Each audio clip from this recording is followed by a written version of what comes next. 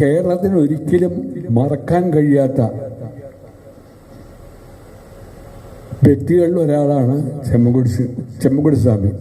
ഞാൻ ചെമ്മക്കുടി ശ്രീനിവാസന് പറയാറില്ല, ഞങ്ങളൊക്കെ ചെമ്മക്കുടി സ്വാമി, ചെമ്മക്കുടി മാമ എന്നൊക്കെ അവർ പറയും. ഇത്രേ ഉള്ളൂ. മഹാരാജാവിൻ്റെ കാലത്ത് അന്ന് അമ്മ മഹാറാണി മഹാരാജാവും കൂടെ ചേർന്നിട്ടാണ് ഈ സ്വാധീന കൃതികൾ പോപ്പുലറൈസ് ചെയ്യണം, അത് മനസ്സിലാക്കാനും വേണ്ടിയിട്ട് നമുക്ക് തുടങ്ങണം എന്ന് സർ സി പി രാമസ്വാമിയുടെ കാലത്താണ് അദ്ദേഹം ദിവാനായിരിക്കുന്ന സമയത്ത്. അന്ന് ആര് വേണം, അതിനാരെയാ വേണ്ടത് എന്ന് ഒക്കെ അവിടെ തീരുമാനിക്കുന്ന മഹാറാണിക്ക് വളരെ നിർബന്ധമുണ്ട്.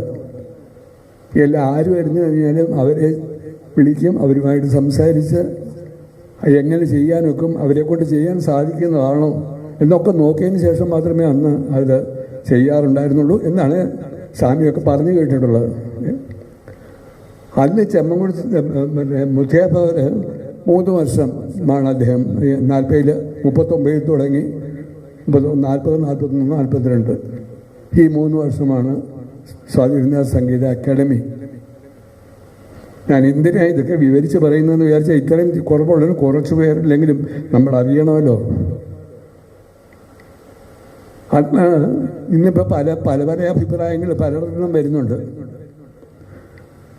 എന്തെല്ലാം കുറ്റങ്ങളും കുറവുകളും ഒക്കെ ഓരോരുത്തരെ പറ്റി പഴയ മഹാനുഭാവന്മാരായിട്ടുള്ള ആളുകളെ പറ്റി നമ്മളിപ്പോൾ പറയുന്നു. ഇപ്പോഴത്തെ കുട്ടികൾ, ഞാനൊരു വയസ്സായതുകൊണ്ട് ഞാൻ പറഞ്ഞു തരാം, ഞാൻ ആ കാലം ഈ കാലം കൊണ്ടുകൊണ്ടിരിക്കുക.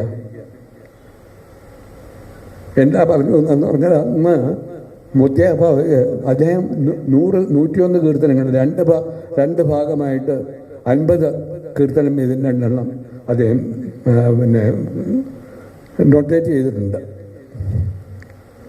പക്ഷേ 3 വർഷം കഴിഞ്ഞപ്പോഴത്തേക്ക് അദ്ദേഹത്തിന് പോകണമായിരുന്നു മൈസൂർ മഹാരാജാവിൻ്റെ ഇതായിരുന്നല്ലോ മുത്തിയാപ്പവർ.